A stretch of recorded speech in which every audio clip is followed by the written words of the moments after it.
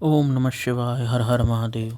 भगवान श्री शंकर पार्वती माता से कहते हैं, हे देवी, यदि अंगुली से जप किया जाता है तो उसकी गणना 1 गुना बताई गई है। रेखाओं से गणना करने को 8 गुना बताया गया है। यदि पुत्र जीविका नामक फल के बीजों की माला से गणना की जाए तो वह 10 गुना जप का फल होता है। शंख के मनकों से 100 गुना, मूंगे से 1000 गुना, स्फटिक की माला से जप करने पर 10,000 गुना, मोतियों की माला से जप गुना करने पर 1,00,000 गुना, पद्माक्ष तक को 1,00,000 गुना और स्वर्ण के बने हुए मनकों से यदि जप किया जाए तो वह करोड़ों गुना अधिक फलदान करने वाला बताया गया है। कुशा की गांठ से और रुद्राक्ष से अनंत गुना फल की प्राप्ति होती है। 30 रुद्राक्ष के दानों से बनाई गई माला जप कर्म में धन देने वाली होती है। 27 दानों की माला पुष्टिदायिनी होती है। 25 दानों की माला मुक्तिदायिनी होती है। 15 दानों से बनाई गई माला को अभिचार कर्म में फलदायी मानना चाहिए। अंगूठे का प्रयोग जप के समय करना चाहिए, वह मोक्षदायक समझा जाता है। तर्जनी के साथ जप करने से शत्रुओं का नाश होता है। यदि मध्यमा के साथ जप किया जाए तो वह धन प्रदान करने वाला होता है। यदि अनामिका उंगली से जप किया जाए तो वह शांति प्रदान करने वाला होता है। 108 दानों की माला उत्तम मानी गई है। 100 दानों की माला उत्तम और 50 दानों की माला मध्यम होती है। 54 दानों की माला मनोहारिणी कही गई है। इस तरह माला से जप करें, वह जप किसी को दिखाए नहीं। यदि कनिष्ठिका उंगली से जप किया जाए तो वह अक्षरणी कहलाती है, अर्थात उस जप का फल क्षरण नहीं होता, नष्ट नहीं होता, इसलिए वह जप कर्म में शुभ मानी गई है। अंगुष्ठ के द्वारा ही जप करना चाहिए। अंगुली और अंगुष्ठ के साथ किया हुआ जप सफल होता है, अंगुष्ठ के बिना किया हुआ जप निष्फल कहलाता है। घर में अगर जप किया जाता है तो उसका फल 1 गुना मानना चाहिए। गौशाला में 100 गुना, पवित्र वन उद्यान में 1000 गुना फल होता है। पर्वत पर, नदी तट पर 1,00,000 गुना, देवालय में करोड़ों गुना और भगवान के निकट जप किया जाए तो वह अनंत गुना हो जाता है। सूर्य, अग्नि, गुरु, चंद्रमा, दीपक, जल, साधु संत और गोवों और ब्राह्मणों के समीप किया हुआ जप श्रेष्ठ होता है। पूर्व दिशा में यदि जप किया जाए मुख करके तो उससे वशीकरण होता है। दक्षिण दिशा में मुख करके जप किया जाए तो वह अभिचार कर्मों में काम आता है, मारण, विद्वेषण, उच्चाटन। पश्चिम दिशा में जप करके मुख किया जाए तो वह धनदायक होता है, वह धन प्रदान करता है। और उत्तर दिशा में मुख करके यदि जप किया जाए तो वह जप शांति प्रदायक होता है।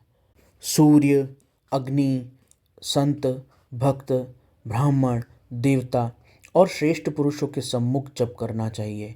उनकी ओर पीठ करके जप नहीं करना चाहिए। सिर पर पगड़ी रखकर, कुर्ता पहनकर, निर्वस्त्र होकर, बार खुले रखकर, गले में कपड़ा लपेटकर, अशुद्ध हाथ लेकर, संपूर्ण शरीर से अशुद्ध रहकर विलाप पूर्वक कभी जप नहीं किया जाता। जप करते समय क्रोध, अहंकार, मद, छींकना, थूकना, जम्हाई लेना, कुत्ते, बिल्ली और दुष्ट पुरुषों को देखना वर्जित है।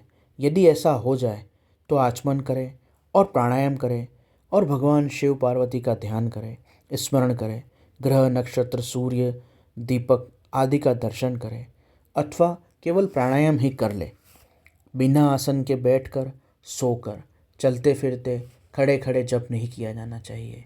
गली में, सड़क पर, अपवित्र स्थान में, अंधेरे में बैठकर कभी जप ना करें। दोनों पांव फैलाकर, कुक्कुट आसन लगाकर, सवारी पर बैठे हुए, खाट पर चढ़कर, चिंतित होकर या चिंता से व्याकुल चित्त लेकर जप ना करें। यदि शक्ति हो तो इन सब नियमों का पालन करते हुए जप करें। अगर किसी प्रकार से अशक्त हो, ऐसा कोई निमित्त बन जाए तो भी यथाशक्ति जप करना चाहिए। इस विषय में अधिक कहने से क्या लाभ। संक्षेप में बात यह है कि सदाचारी मनुष्य शुद्ध भाव से जप करे और ध्यान करे और कल्याण का भागी हो। जो सदाचारी मनुष्य शुद्ध भाव से जप और ध्यान करता है वह कल्याण प्राप्त करता है। आचरण परम धर्म है। शुद्ध आचरण उत्तम धन है। अच्छा आचरण श्रेष्ठ विद्या है। आचरण ही परम गति है। आचरणहीन मनुष्य संसार में निंदित होता है, परलोक में भी सुख नहीं पाता। इसलिए सबको शुभ आचरण ही करना चाहिए। वेदज्ञ विद्वानों ने वेद शास्त्र के कथन अनुसार जिस वर्ण के लिए जो कर्म विहित बताया है वही उस वर्ण के पुरुष के लिए सम्यक आचरण है, वही कर्म उसके लिए शुद्ध आचरण है, वह उसी का सदाचरण है, दूसरा नहीं। सत्पुरुषों द्वारा उसका आचरण किया गया है, इसलिए वह सदाचरण कहलाता है। उस सदाचार का भी मूल आस्तिकता है। यदि मनुष्य आस्तिक हो तो कभी कभार यदि प्रमाद के कारण सदाचार से भ्रष्ट भी हो जाए तो दूषित नहीं हो जाता, वह उससे उभर जाता है और उससे दूर होने का प्रयास करता है। अतः आस्तिकता का आश्रय लेना चाहिए। आस्तिकता की भावना दुराचरण से बचाती है और पतित हुए मनुष्य को भी सद्मार्ग पे और सदाचार पे जाने की प्रेरणा देती है। यह लोक में सत्कर्म करने से जैसे सुख मिलता है और दुष्कर्म करने से जैसे दुख मिलता है, उसी तरह परलोक में भी अच्छे कर्मों का अच्छा फल और बुरे कर्मों का बुरा फल मिलता है। ऐसा जो विश्वास है उसी को आस्तिकता कहते हैं। अतः मनुष्य के अंदर जो मनुष्यता है, नैतिकता है, सदाचरण है, एक दूसरे की मदद की भावना है, जो भी शुभ गुण मानव में है वह सब आस्तिकता ही उनका बीज है। आस्तिकता के कारण और परलोक में मिलने वाले सुख और दुख के कारण और उसकी पाप पुण्य की समझ के कारण ही मनुष्य सदाचरण और नैतिकतावान और एक दूसरे का सहयोग करने वाला और मानव बनता है। अतः आस्तिकता का भाव सबसे महत्वपूर्ण है और इसलिए सदा ही आस्तिकता का आश्रय लेना चाहिए।